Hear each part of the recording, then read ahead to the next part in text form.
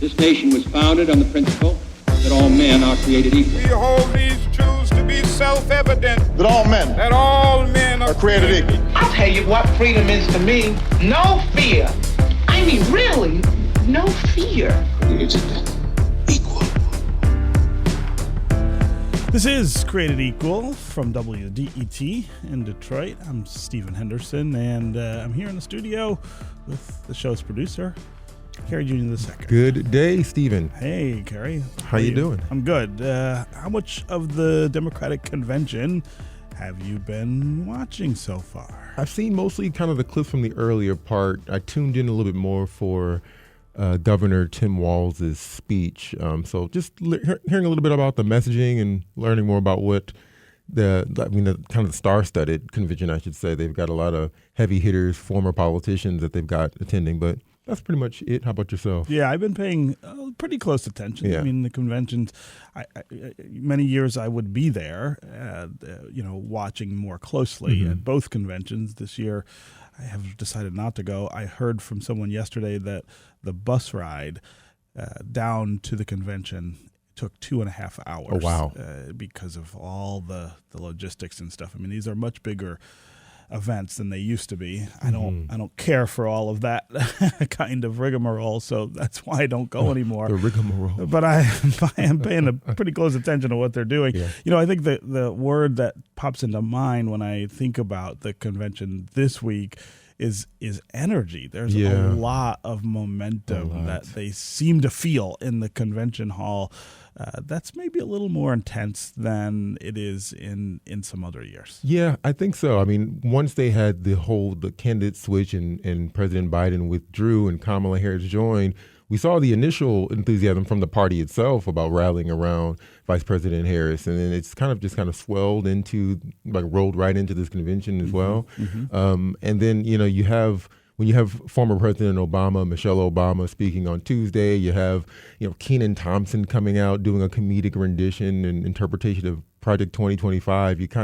They're like leaning fully into the whole moment right now. I am curious how much this will continue to stretch all the way out till November if the GOP side, the Republican side, and the Trump and Vance campaign has some type of alternative to neutralize this, to get the attention back and enthusiasm back on their side. But yeah, it's been a very energetic week for sure. Yeah, and aside from that energy, I mean, you have some specific tasks at conventions like this. I mean, number one, you are introducing your candidates on a bigger stage than in many cases they have been before. That's certainly true for Minnesota Governor Tim Walz, who is a pretty new face to a lot of people. He got his chance to talk to the delegates last night.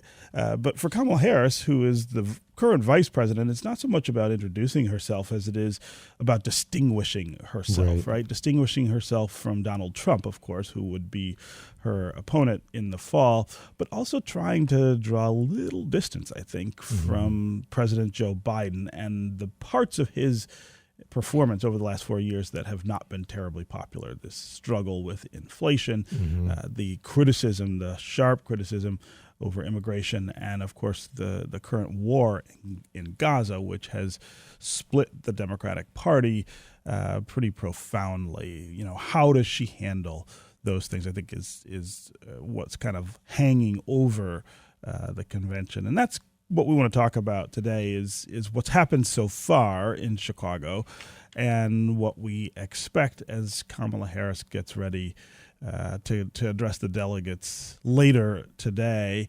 And we've got three really great guests with us to help us do that. Who do we have with us today, Kerry? We have James Zogby. He is the president and co-founder of the Arab American Institute. We're also joined by Shika Dalmia. She is the president of the Institute of the Study of Modern Authoritarianism. She's also the editor-in-chief of the free Substack publication, The Unpopulist. And then we're also joined by Andrea Bitely. She is the former spokesperson, for former Michigan Attorney General Bill Schuette, and is currently the political and communication strategist at Bitely Communications. So a nice lineup for you. Yes. Let's get to it.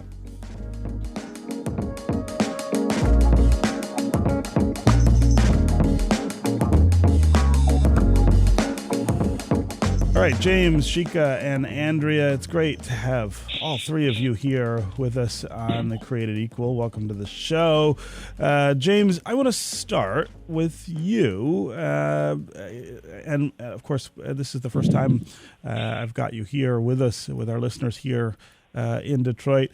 But I'm really curious, given your long track record in Washington, in politics, in many cases in Democratic politics, what you think of what we're seeing in Chicago. What has been your take on what Democrats are achieving this week at the convention? Well, I think you pretty much summed it up in the opening. There is energy and excitement that was drained, I think, during the last few weeks of the Biden candidacy. People were feeling quite nervous about where this was going to go and didn't want to spend the next 3 months worried about whether or not he'd make a verbal gaffe or trip on stage or something. It was starting to look like, I say this, people don't remember what I mean. It was starting to look like Warren Spahn, who stayed in the game just a little too long. Too long, right. and hurt his legacy. But Joe Biden did the right thing, stepped out. There was excitement and energy, and it has sustained itself during the convention. There's no question about that. And people are, I think, falling in love with Tim Walz. He seems to be quite a wonderful addition to the ticket. Mm. The issue of Gaza, however, continues to haunt the campaign, haunt the country, and while I think the vice president understands it and has made clear that she does, I think the campaign made an unforced error by not finding space in the program for a speaker. It could have been 3 minutes, could have been 2 minutes, but there wasn't any. And I think the demonstrators outside the convention right now, the uncommitted folks are doing a sit-in, and some people accuse them of being petulant. I don't think that's the case. I think that there is an issue here of wanting humanity affirmed. There was a very powerful presentation by the Israeli parents of a hostage, and it's something that we all can, those of us who are parents, can feel strongly about. I mean, this was terrible. But there are 40,000 plus Palestinians who've died, and there are Palestinian Americans who have a story to tell. The Harris campaign did create a forum in the convention, a side program. Myself and Keith Ellison, Attorney General Keith Ellison, chaired it. Another Detroiter, of course. Yes, and it was a recognition that was important, but it wasn't the main stage. And literally every ethnic group I can imagine has been represented on the main stage, and Arab Americans were not. I think I was the last Arab American to speak from a Democratic convention, and that was 1988. Wow. When I spoke on behalf of the Jackson campaign. The 36 years is a pretty big dry spell. That's a long time. And given what's going on, it would have been a no-brainer. And because Michigan's important, and because this issue has crossed over beyond Arab Americans to include young voters and Black, Latino, and Asian voters, not all, but a significant enough percentage that it should be there. It should be there, and it wouldn't have hurt at all to invite a Palestinian American, especially some of those from California who are very close to the vice president, whom she knows and who she respects and who've worked with her since she was Attorney General. Would have been a no-brainer. And I never understand when campaigns make unforced errors and simply can't recognize it. So, Jim, I wonder what you think the potential consequences here for this. So here's the way I think the campaign has been looking at this, that with the switch from Biden to Harris, they get a couple of things that they think give them a little room on this issue. One is the rhetoric, right? She talks about this in a different way than the president does. She is more willing to acknowledge what Israel is doing is not acceptable, and has said some pretty tough things about that. But the other thing I feel like the campaign feels like it gained with her is, of course, the fact that she's an African-American woman. And in places like Michigan, the worry is not just about the strong presence of Arab American voters. It's about getting black voters out in Detroit, and in particular, African American women. They are not going to have a problem with that with Kamala Harris on the ticket. And so, in some ways, are they saying, well, we can take the hit from the Arab American community, and because we're going to make up for it by what is likely going to be an overvote, right, in Detroit? Is that's maybe a cynical way to look at it, but that seems to me like what some of the calculus looks like. Well, I sure hope it's not, because it's cynical as all get out. You want everybody on the bus. You want to. You don't want to leave. You don't want to leave votes behind. And look, if Biden dropping out and Harris coming in gave her a 10-point sort of spurt, I'd say, well, that's the calculation, but it's just as damn close as it was when when he was in. And we're still having an election on the margins, and beyond the calculation here, there's a question of the feeling of disrespect of a community that has been through a horrific, and is continuing to be through a horrific challenge. And she was sitting as vice president while it was going on. And I've spoken with her, and I know she gets it. I know how deeply pained she was. But I say that to the community, and they say, yeah, but we needed our humanity affirmed, and it didn't get affirmed. And so, because it would have been so easy to do, I didn't want to see both sides lock themselves into a position where at some point somebody was going to have to say uncle and back down. Didn't have to happen. It still doesn't have to happen. There's got to be a way in the 10 hours or so that still are in front of us for us to come up with a formula that says we both can win and without losing face.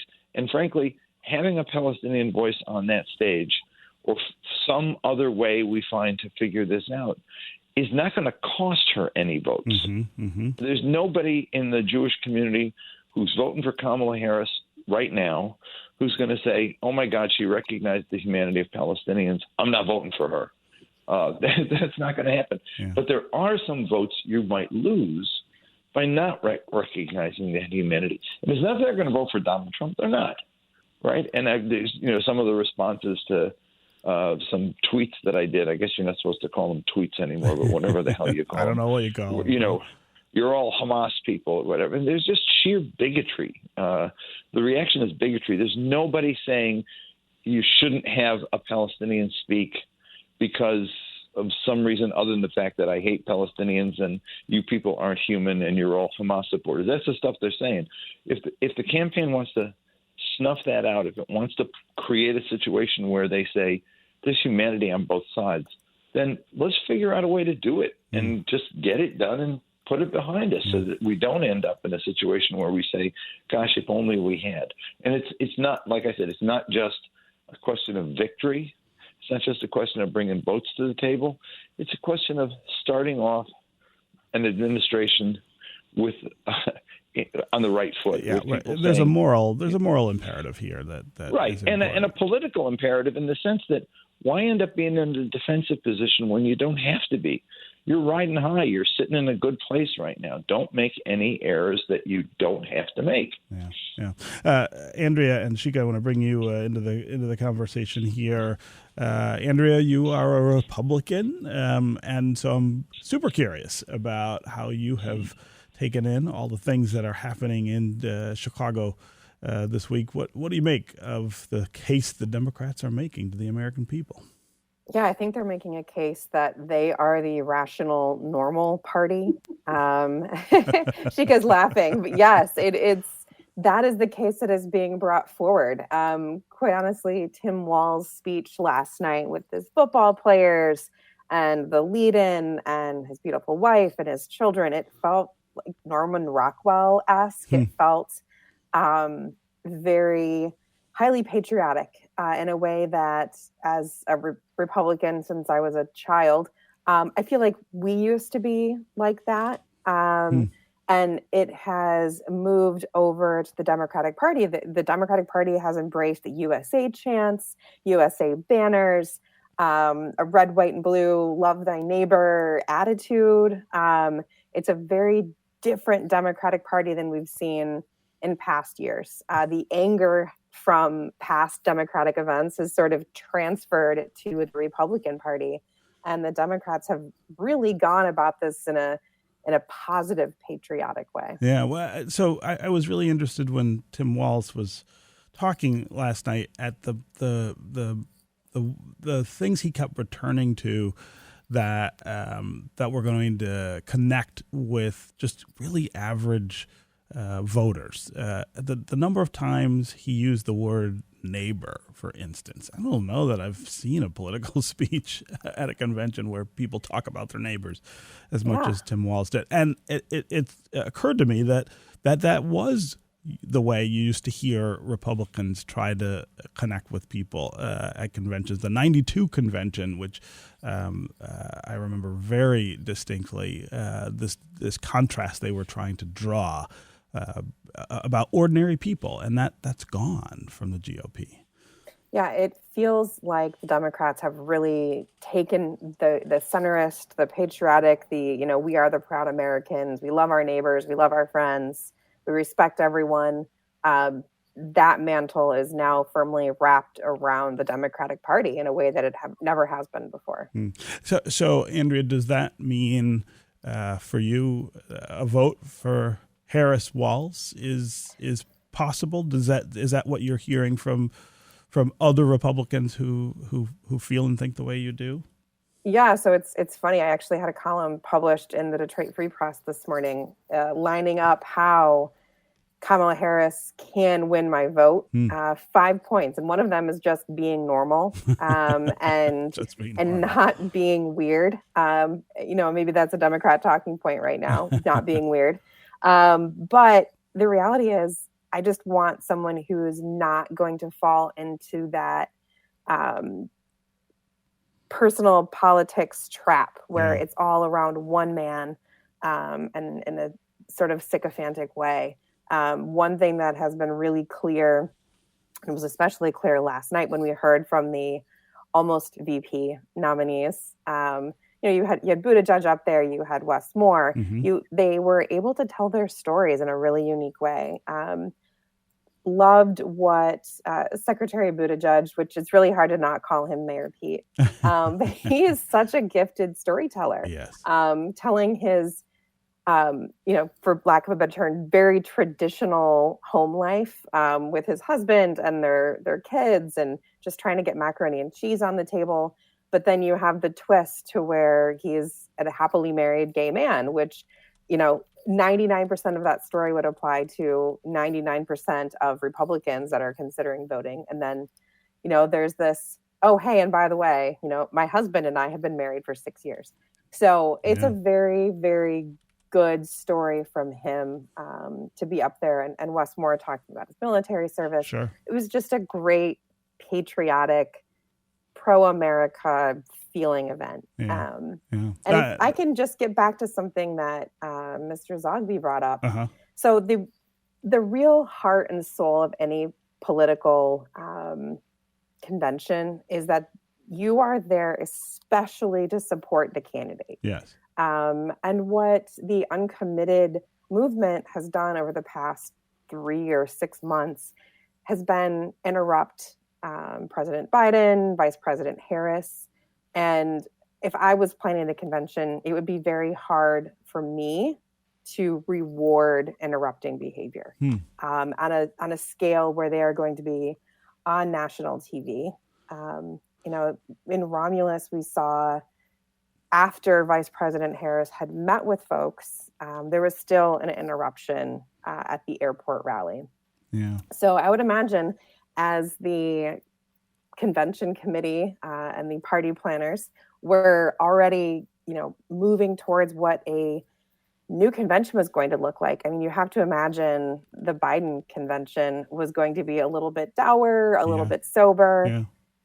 They had to move to this uplifting, powerful, happy event. And they didn't want to take the risk of having someone disrupt the conversation in a way that wouldn't be 100% behind Vice President Harris. That's a really interesting way to think about that, and I'm sure that was part of the calculus. Okay, we actually have to take a quick break. I want to thank James Zogby for being with us. I know you've got to run at 9:30. I'd like to respond to that if I could. Yeah, quickly. We've got about a minute. You can go ahead.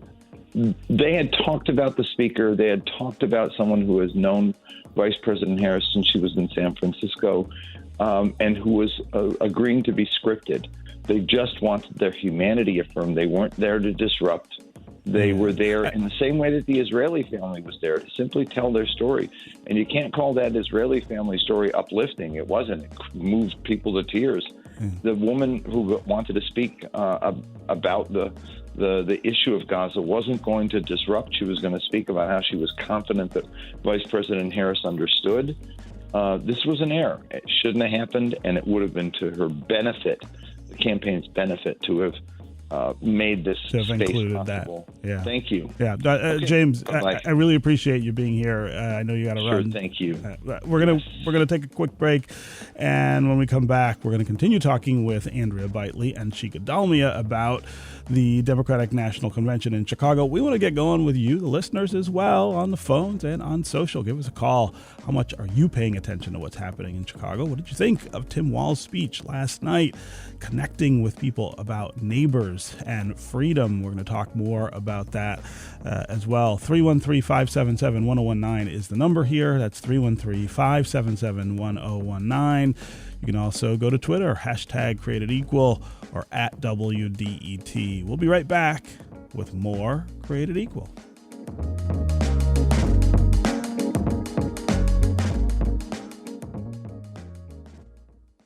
New from the Embedded podcast.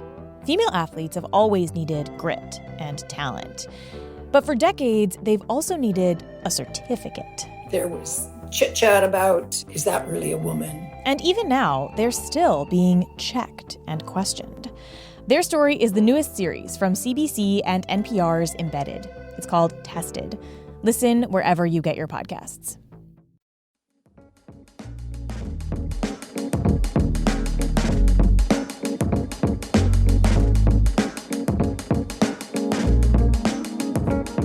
Welcome back to Created Equal from WDET in Detroit. I'm Stephen Henderson, and today we're talking about what the Democrats are doing in Chicago this week.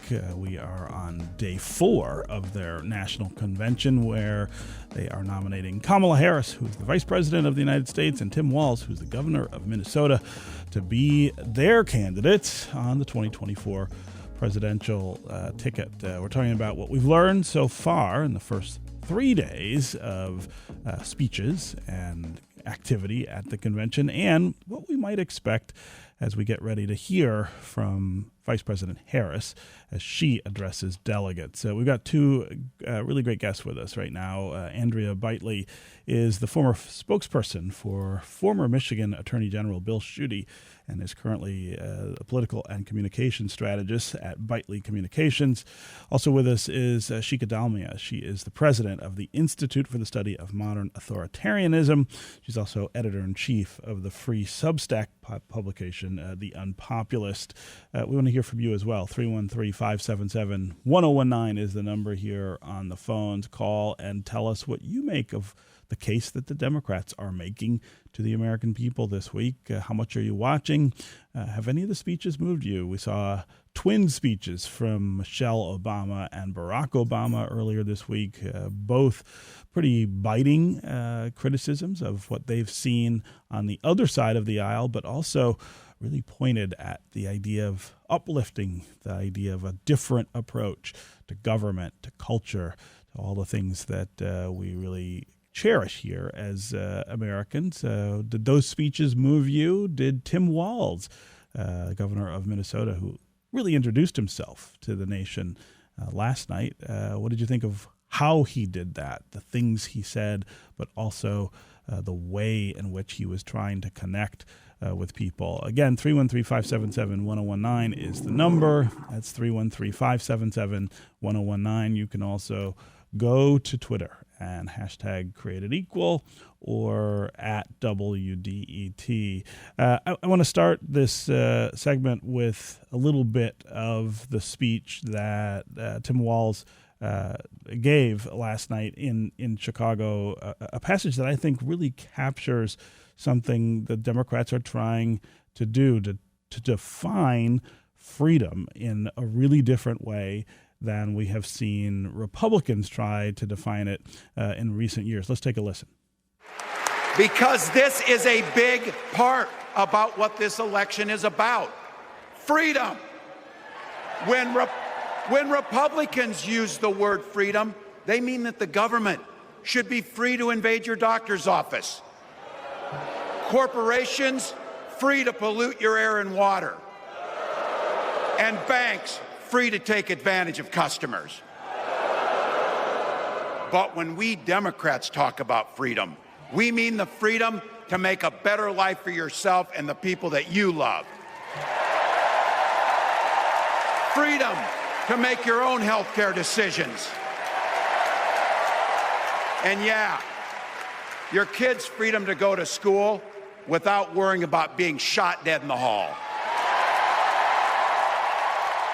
That was Minnesota Governor Tim Walz and the vice presidential nominee on the Democratic side speaking at the Democratic National Convention yesterday in Chicago about what freedom means to Republicans and what freedom means to him and the Democrats. Sheikha Dalmia, you and I have had many conversations over recent years about freedom and what it means and the way that we're defining it in our country.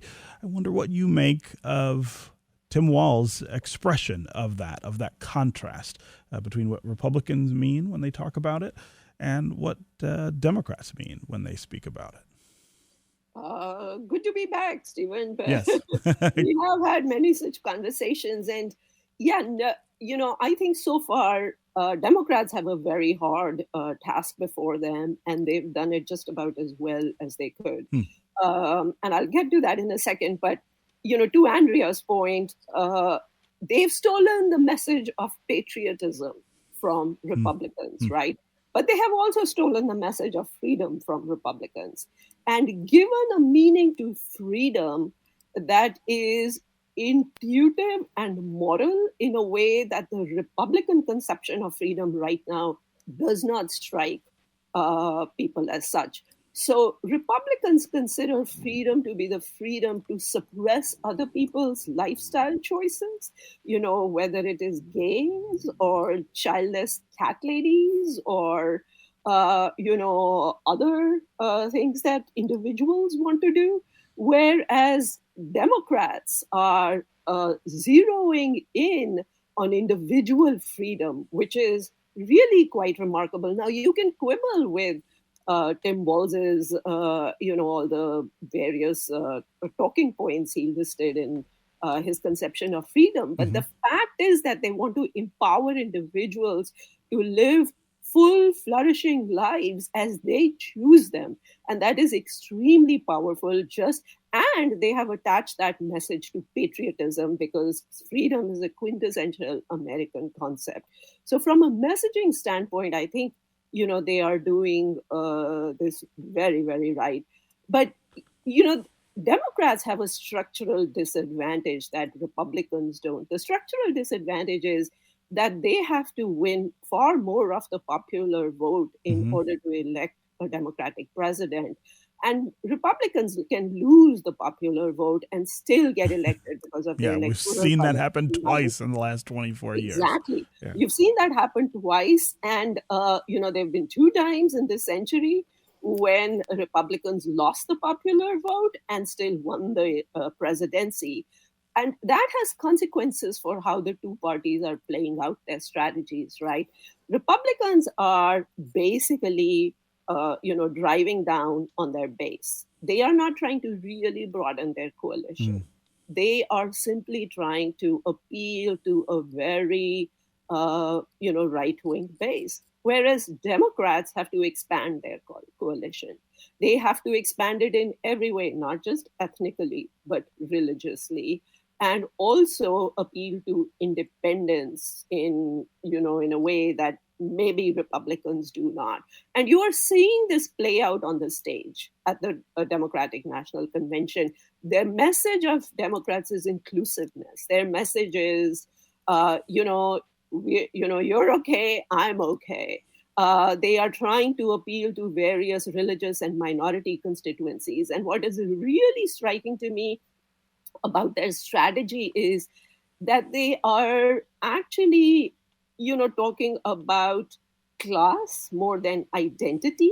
I think, which is one reason they did not, I really did appreciate James' point about the absence of, an Arab American speaker who could speak to the plight of what's happening in Gaza. And I wish they had taken that small risk. But what they really are trying to do is, build a very inclusive, broad, harmonious coalition to bring out, vast array of voters as opposed to Republicans. So one of the things that I also noticed about Tim Walz's speech last night was after he said what he did about freedom, drawing those two contrasts between the parties. He ended on this idea that, your kid should be free to go to school without being shot dead in the hall.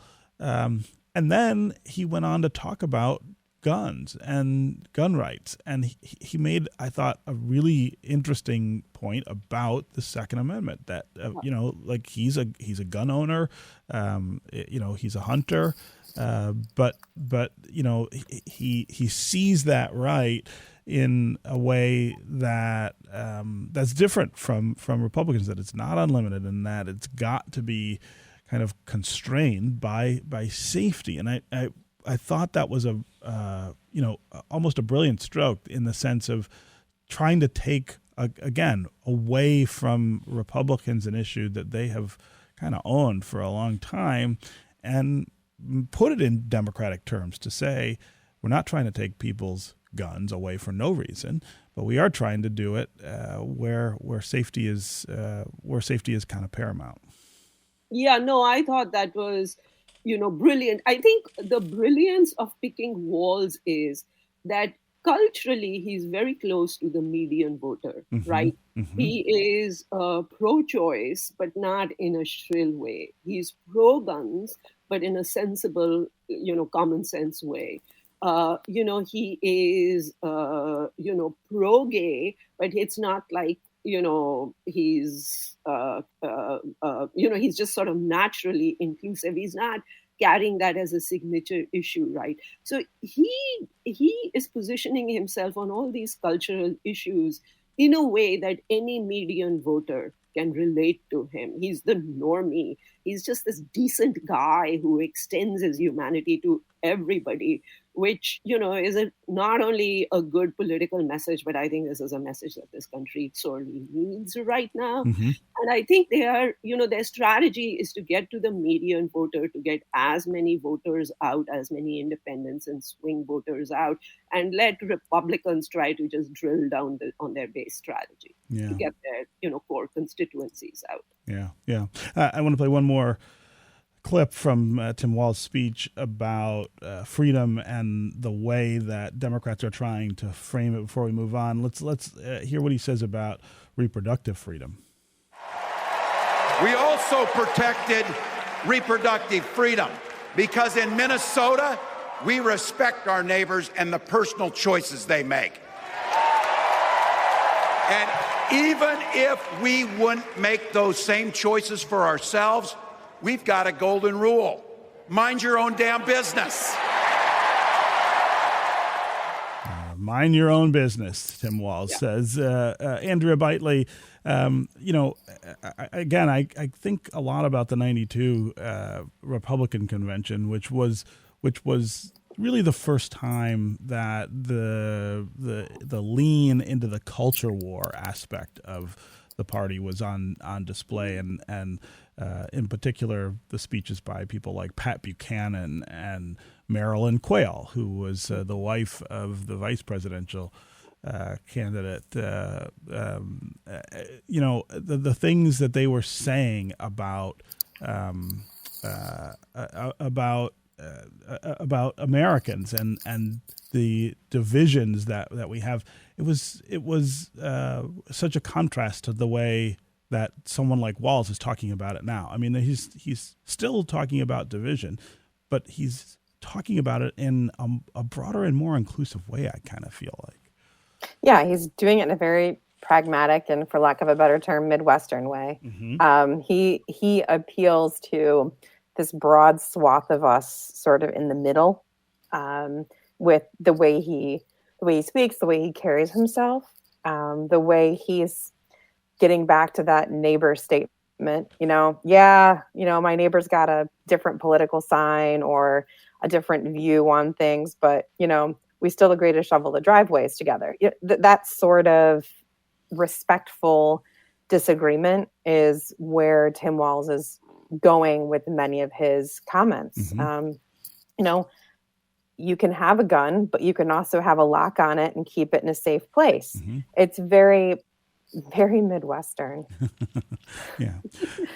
It's also just common sense, right? Yes, well, common sense in the Midwest is what we do, right? Kind of how we carry ourselves. Yes. Okay, we're going to take another quick break. When we come back, we're going to talk about what Tim Walz said specifically about what Vice President Kamala Harris and he would do if they were elected in November. The part of the speech where he said, here's what our plans look like. I was waiting for that a long time last night. I think everyone is anticipating Kamala Harris talking more about it tonight. We'll listen to what he said, get our guests to react, and of course, get to you, the listeners, on the phones and on social. If you want to join us, 313-577-1019 is the number here. That's 313-577-1019. And you can go to Twitter, #CreatedEqual or @WDET. We'll be right back with more Created Equal.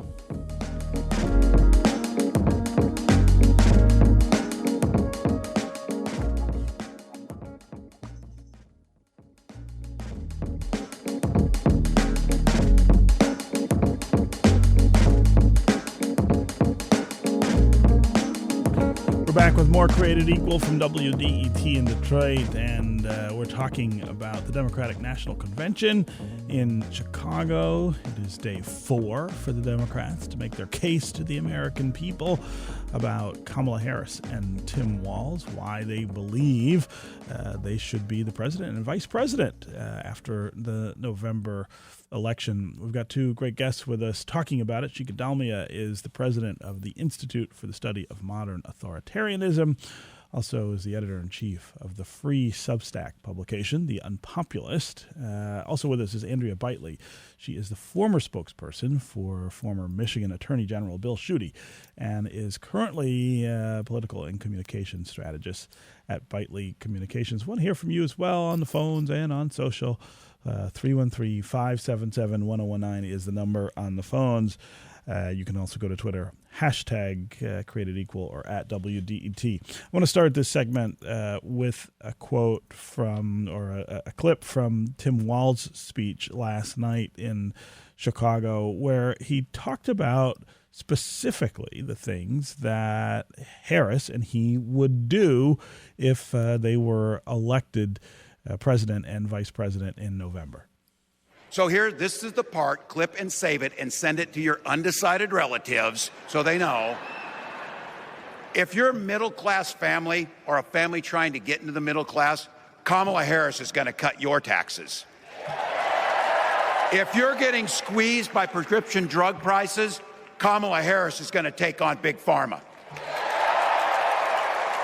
If you're hoping to buy a home, Kamala Harris is going to help make it more affordable. And no matter who you are, Kamala Harris is going to stand up and fight for your freedom to live the life that you want to lead. Because that's what we want for ourselves, and it's what we want for our neighbors.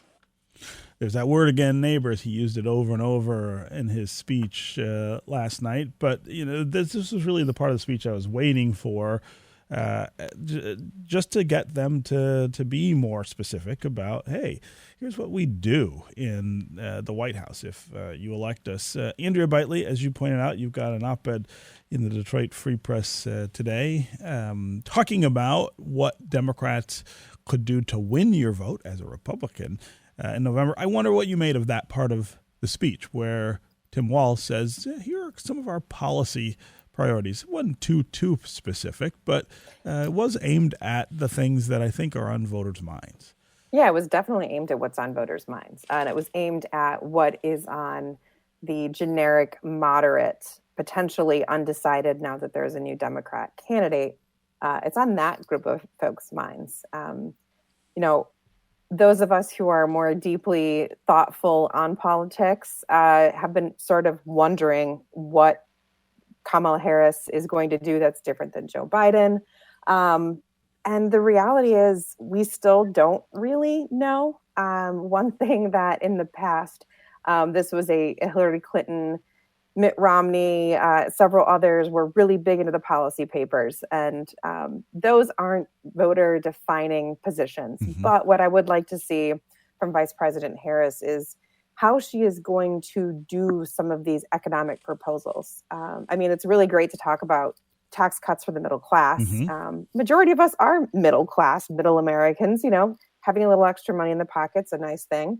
But how is she going to make it easier to buy a home? How is she going to make drug companies be held more accountable? What does that mean? Mm-hmm. So I'm curious as to what her statements will be tonight, and what her campaign will roll out over the next few weeks to explain those feelings and policy positions. Obviously, there's got to be a lot more detail to come, and you can't do it in a convention speech.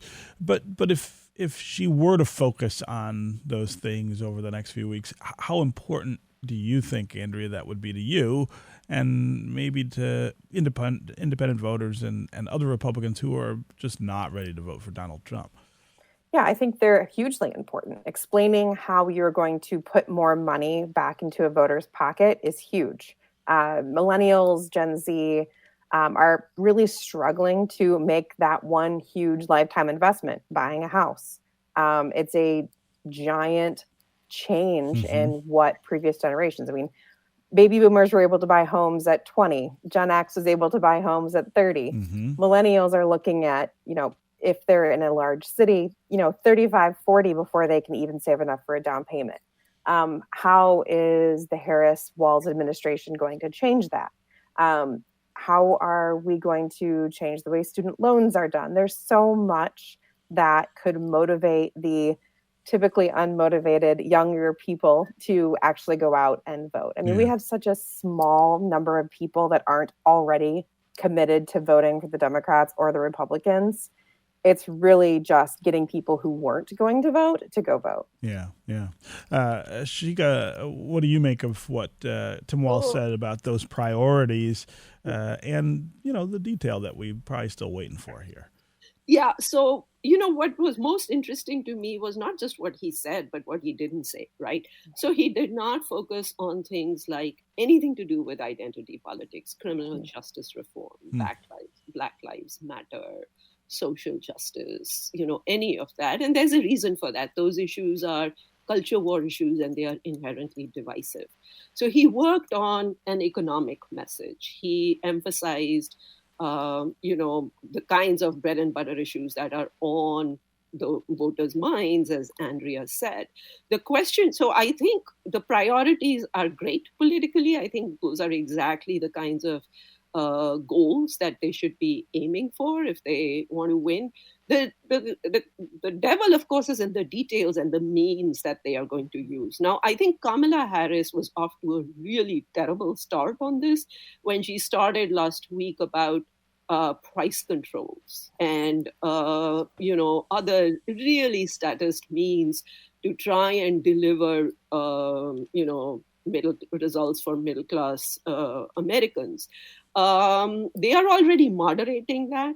And you could hear Tim Walz moderate, and not just Tim Walz, but it was very interesting even in President Obama's speech when he talked about the shortage of housing. When he talked about housing prices, he talked about the shortage in housing and increasing the supply of housing. Right. I think that's the kind of thing that is going to be comforting to a lot of median voters who are afraid of big government and socialism and, those kinds of things. So I think they are getting their messaging right on economic issues. And I hope they don't go back into this extreme, Elizabeth Warren, Bernie Sanders kind of space and start talking about, start demonizing industries unnecessarily. They do go after big pharma, okay, fine. But they really should moderate that. I couldn't agree more with you, Shika. Last night I was watching the PBS feed and they interviewed Elizabeth Warren, and I cringed the entire time she was on. But then they had sorry, Stephen. They had Jared Polis from Colorado, and he was a breath of fresh air to me as their next interview. And he was specifically asked, what has been your take so far? And he said it's been much more progressive than where I feel America is. So more Jared Polis, less Elizabeth Warren, and you'll win over more middle ground. Talk about freedom while unleashing the state on... Well, but the state has a role to play in these things. And I'll give you an example. So Mike Duggan was asked this week about Kamala Harris and what he thought of her rather than Joe Biden, given especially, the things that the Biden administration has done specifically to help things here in Detroit. And he pointed to the down payment assistance program that we've had here in Detroit for a while, which gives $25,000 to people who are buying houses that are worth $125,000 or less. There's about 450 people, by the way, who have benefited from that, who are now homeowners and who were not before. He talked about how, Kamala Harris brought this up when he talked to her and said that she wanted to make that part of her platform, part of her approach to again, lowering that barrier that we were just talking about that people feel to buying homes. Well, that's the state playing a role, but it's not the state telling you what to do or interfering in your life. And I think there's a way to balance those things. So in the Democratic Party, there are two factions on economic issues. One is the abundance faction, and the other is, the old sort of regulatory, let's see how the state can mess with the decisions of producers faction. And the abundance faction, which is a faction that, I wholeheartedly support, is, it's not opposed to state action when it is required, but it is, but what it doesn't want is wholesale relief for instance, the student loan program, right? That Biden wants to excuse student loans, and he used executive powers to do that. And that helps everybody, regardless of whether you need it or not. So some kind of targeted interventions to those who really need it, I think will play well with voters. But if they go whole hog draconian, calling out on, price gouging industries and, price controls, which have a really lamentable history wherever they've been tried, including when President Nixon, a Republican, imposed them back in the 70s, and Jimmy Carter. Yeah, had a real problem with them. Yeah. I mean, those kinds of extreme ideas is what I'm talking about, Stephen, when it comes to kind of like the statist versus an abundance approach to economics. Yeah. Quickly, before we have to end, I want to hear what each of you are anticipating you hear from Kamala Harris today. What do you need to hear from her? Andrea, I'll start with you. I'm anticipating that we hear something about her childhood, how she was brought up, her story, and then move into her policy accomplishments and owning what she sees as her vision for the next 4 or I guess maybe 8 years as president, and doing more again to appeal to that slim minority of people who have not yet made up their minds on who they're voting. Yeah. But also, she's really got to rally the troops. So I honestly I'm sort of anticipating a really standardized stump speech of excitement and happiness. Yeah. But I could be surprised. Yeah. Shika, what do you think we're going to hear? So what I'm really hoping is that she tries to change the narrative on immigration, which is an issue really important to me, and starts talking about immigrants as assets and not rapists and criminals and liabilities the way Donald Trump does. Yeah. And for me personally, if she tells her story about how this child of two immigrants from shithole countries has made it to where she gotten to be the vice president. Has got to be vice president and potentially the president. That to me would be poetic justice. Yeah. Okay. Andrea and Giga, always great to talk with you. Thanks for being here with us. All right. That's going to do it for us on Created Equal. Remember to hit our listener survey at WDET.org. This is the last day. Tell us what you think about all the programming here on Detroit's Public Radio.